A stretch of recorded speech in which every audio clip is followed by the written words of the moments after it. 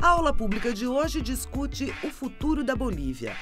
Neste programa, gravado na Universidade Metodista em São Bernardo do Campo, quem fala sobre o assunto é Everaldo Andrade, doutor em História Econômica e professor da USP. Everaldo é autor do livro Bolívia, Democracia e Revolução. A Bolívia viveu na última década um dos períodos de maior crescimento econômico e social de sua história. Com Evo Morales no poder desde 2006, milhões de pessoas deixaram de viver na extrema pobreza. Além disso, o país criou políticas de controle da inflação, estímulo da poupança e ampliação do mercado interno.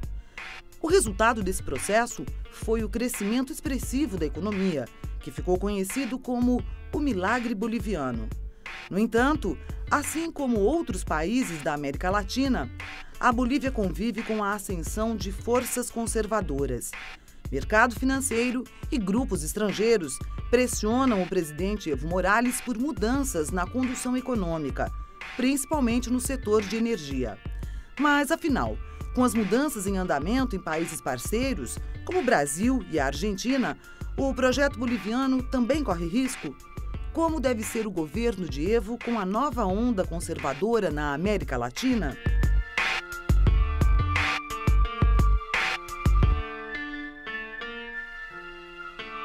O Evo Morales, ele representa para a Bolívia, né, um resgate histórico muito profundo. Alguns eventos importantes ocorreram, e é preciso resgatar isso para a gente entender por que o Evo Morales chegou com tanto poder nos últimos anos, né? Em 1952, ocorreu uma revolução na Bolívia, uma revolução importante. E essa revolução, ela tomou algumas medidas que foram marcantes na história desse país, que eu vou rapidamente falar. A primeira é que as minas de estanho, que era a base da economia do país, que estavam nas mãos de empresários, foram estatizadas. E aquela riqueza que ia para fora passou a ser investida dentro do país. Uma segunda medida importante, que teve grande impacto no país, foi a reforma agrária, uma das primeiras grandes reformas agrárias no país, que tirou grande parte da população indígena de uma situação de quase escravidão, uma situação em que se tornaram pequenos proprietários. E a terceira grande medida dessa Revolução de 52 foi permitir que o povo inteiro pudesse votar. Ela ampliou o direito de voto, inclusive para os analfabetos, que eram excluídos e não tinham nenhum direito político. Embora tenha marcado profundamente o país, em 64, como no Brasil, ocorreu um golpe militar. De 64 a 82, a Bolívia viveu um período de repressão aos movimentos sociais, aos movimentos indígenas, ataque à própria democracia do país. Foi um momento em que, enquanto nas cidades muitos sindicatos eram fechados, sindicalistas eram perseguidos só pelo simples fato de serem sindicalistas, muitos direitos elementares, como o direito de voto, não eram permitidos, né? Surgiu nas comunidades indígenas um movimento que buscava resgatar a língua dos indígenas, o direito deles falarem a sua própria língua, deles cultuarem os seus próprios deuses, deles, enfim, defenderem a sua própria cultura. Na década de 80, a inflação, ela chegou aos níveis de 25.000% ao ano, é algo incomensurável, né? E essa situação desorganizou a tal ponto a economia que explica por que também a Bolívia se tornou um paraíso do narcotráfico. Porque o próprio Estado, enquanto articulador das políticas públicas, começou a se desestruturar. Então, aqueles que deveriam reprimir a difusão, a produção das drogas, etc., né, que deveriam controlar, que deveriam dirigir o Estado, foram se corrompendo pela economia da droga, que é um instrumento de destruição da humanidade. E é nessa situação que a Bolívia entrou numa situação de quase colapso do Estado Nacional. E foi nesse período da década de 80, então, que se forjou então, uma resistência do povo boliviano, através da constituição de novas organizações políticas, para resistir contra essa maré de destruição das próprias condições elementares de vida do povo boliviano. A resistência que emergiu, então, nos anos 80, ela foi conduzida principalmente pelos plantadores de folhas de coca da região de Chaparri, entre os quais o Evo Morales. Aqui eu queria fazer um pequeno parênteses, plantador de folhas de coca. A folha de coca não é a mesma coisa que a cocaína. A folha de coca ela é uma planta que é consumida há milênios, há séculos na Bolívia, como um chá, como um alimento complementar do povo boliviano. Agora, da folha de coca, o processamento da folha de coca é que faz a cocaína, então as coisas são diferentes. Bom, essa situação, né, levou a um paradoxo da economia boliviana, a situação boliviana, porque muitos plantadores de folhas de coca dependiam daquela plantação de folha de coca para sobreviver. E a economia em bancarrota não permitia que muitos tivessem emprego regular. Essa situação acabou criando uma revolta em muitos camponeses que foram reprimidos pelo Estado boliviano, com o apoio, né, de forças dos Estados Unidos, a DEA, né, o Departamento de Repressão, né, dos Estados Unidos. Isso criou uma situação na Bolívia muito interessante, se é possível dizer isso. Os plantadores de folha de coca, e não só eles, mas os camponeses em geral, eles sentiam, né, que a sobrevivência deles estava em risco e o Estado boliviano não oferecia nenhum tipo de alternativa à sua sobrevivência. Então, é uma situação paradoxal, quer dizer, a extrema miséria levou esse setor a ser empurrado para as mãos dos narcotraficantes e o Estado boliviano não oferecia alternativas a isso. Bom, a grande qualidade ou capacidade política do Evo Morales aparece aí. Então, ele passou a dizer o seguinte, e o agrupamento em torno dele: reprimir os plantadores é impedir que a própria Bolívia controle o seu destino. Quer dizer, quem está vindo reprimir aqui os plantadores de folha de coca são os Estados Unidos, que não oferecem nenhuma alternativa à economia nacional. Esse movimento que o Evo Morales fez, que inicialmente foi muito pequeno e despertou, evidentemente, reações contrárias, ele foi ganhando terreno nos anos 90, porque, ao mesmo tempo em que os plantadores de folhas de coca eles exigiam direito ao trabalho, financiamento para outro tipo de plantação, nas cidades também crescia um movimento, né, de desempregados, de pessoas afetadas pelas privatizações, que queriam também alternativas dos governos que não ofereciam.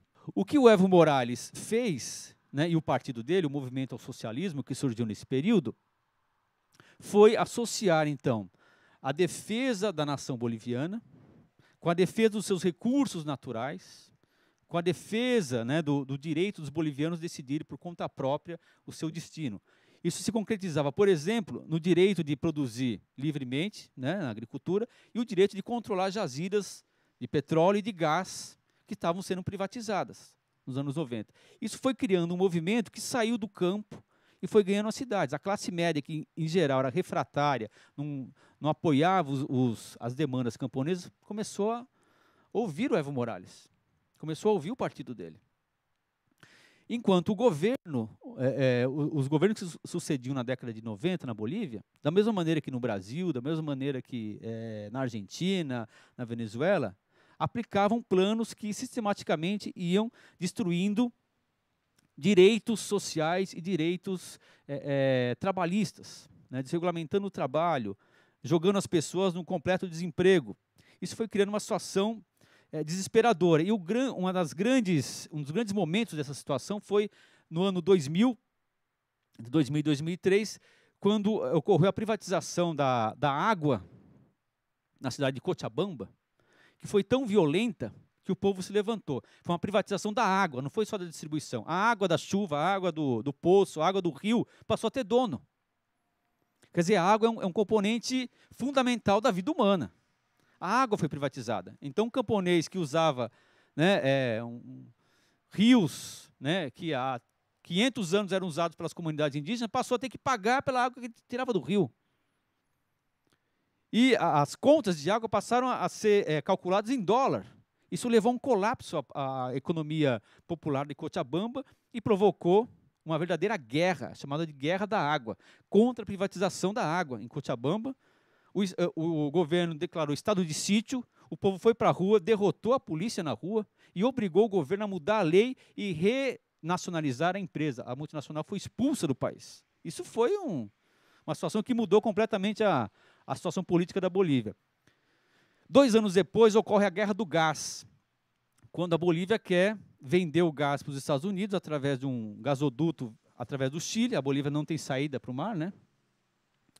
Que era extremamente desvantajoso para o país. Isso provocou também uma rebelião popular e uma luta contra a privatização e pela nacionalização, pelo controle nacional da exploração e da venda do gás. Nesses 2 movimentos cresceu o partido do Evo Morales, como nos partidos que catalisou o sentimento nacional de que os bolivianos tinham direito de defender os seus próprios recursos naturais e decidir o futuro do seu país. Decidiu o futuro do seu país. Bom, o final da Guerra do Gás, a chamada Guerra do Gás, foi que o presidente, Gonzalo Sánchez de Lojara, teve que fugir do país de helicóptero. Até hoje ele não pode colocar o pé na Bolívia. A ascensão do Evo Morales é a expressão, né, em 2006, né, em diante, dessa luta popular nas ruas, que tentou e conseguiu mudar o rumo do país. O que o Evo Morales fez de 2006 para cá foi buscar um eixo de desenvolvimento que priorizasse a nação e o povo boliviano. Esse boom de desenvolvimento econômico da Bolívia, esse 5% ou mais de crescimento econômico sistemático, a queda do desemprego, o aumento dos direitos sociais, uma série de outros benefícios sociais que foram construídos no país, na saúde, na educação, etc., são frutos simplesmente dessa reorientação. O Evo Morales, além de ter sido eleito com a esmagadora maioria de votos, ele tem um apoio popular, ele chegou a ter 80% de aprovação, né, nos períodos mais recentes do governo dele. Ele conseguiu criar uma identidade política e étnica com a maioria da população, isso é importante. Mas mais do que isso, ele conseguiu atrair também um setor que, historicamente, não era atraído por questões de indígenas ou camponeses, a classe média das cidades, mais intelectualizada, mais comprometida com valores do chamado mundo ocidental, e que, historicamente, né, não tinha uma identidade com o povo boliviano. Então, isso criou uma nova situação política na Bolívia que agora pode ser modificada em função da chamada onda conservadora, que a gente precisa também debater o que seria essa onda conservadora que está questionando, né, as políticas de inclusão social desses governos progressistas da América Latina. Agora o professor Everaldo Andrade responde à pergunta da correspondente do Ópera Mundi. O vice-presidente boliviano Garcia Linera, ele tem defendido o que ele chama de pós-capitalismo, que isso estaria acontecendo no país, e teria permitido que a Bolívia atingisse níveis de desenvolvimento econômico, de crescimento econômico, que foram elogiados até mesmo pelo FMI. A minha pergunta é, esse processo, ele é sustentável? E ele é viável num longo prazo? A onda de governos progressistas, ou governos que não se alinham diretamente com os ditames do Fundo Monetário Internacional, do Banco Mundial dos Estados Unidos, né, esses vários governos latino-americanos, eles, de alguma maneira, recuperaram para as nações latino-americanas direitos e controle de parte da economia que haviam sido vendidas para o exterior. Então, vários governos latino-americanos recentes, do Brasil, da Venezuela, do Equador, da Bolívia, do Chile, da Argentina, do Uruguai, retomaram empresas para o controle do Estado, que significa permitir que o investimento público priorize a população daquele país, e isso afetou os interesses das empresas multinacionais e os interesses dos grandes grupos econômicos internacionais. Então, o capitalismo ele busca retomar esse espaço que foi, de alguma maneira, perdido pelas políticas nacionalistas da América Latina. Na Bolívia, como que se expressa isso? Se expressa numa disputa contra as políticas nacionalistas do Evo Morales, que priorizam o desenvolvimento nacional. Então, quando você impede que uma multinacional entre no país e explore como ela quer o recurso daquele país, você está criando um obstáculo a essas empresas e você está permitindo que aquele país controle aquelas jazidas minerais, por exemplo. Então, o que você pode fazer no caso? Desestabilizar aquele governo, fragilizar ele. Existem meios para isso. Os Estados Unidos contam com meios econômicos, pressão econômica, contam com meios ilegais. Quem não ouviu falar do Wikileaks e da série de políticas de controle da internet, não vamos ser ingênuos que a internet é neutra, etc. Não tem nada disso. As grandes empresas que controlam a internet têm vínculos com o Estado, com os Estados Unidos. A situação que está vivendo a Bolívia hoje, essa política de ou pós-capitalismo, na verdade, ela contorna um problema central. Contorna um problema central. Não é possível a Bolívia criar um plano de desenvolvimento nacional isolado do resto do mundo. Isolado do resto do mundo. Ela faz parte das relações capitalistas e se ela, né, e aí é uma especulação, mas se a Bolívia quiser realmente defender a nação, seus recursos naturais, ela vai precisar preservar o que ela conquistou até agora e aprofundar as políticas de controle nacional, as políticas de controle dos seus recursos naturais e não apostar numa saída capitalista, que, na minha opinião, ela está demonstrando a que veio. Quer dizer, a salvação do capitalismo é a destruição de empregos, é o fechamento de fábricas, são milhões de desempregados. E uma última questão, a guerra.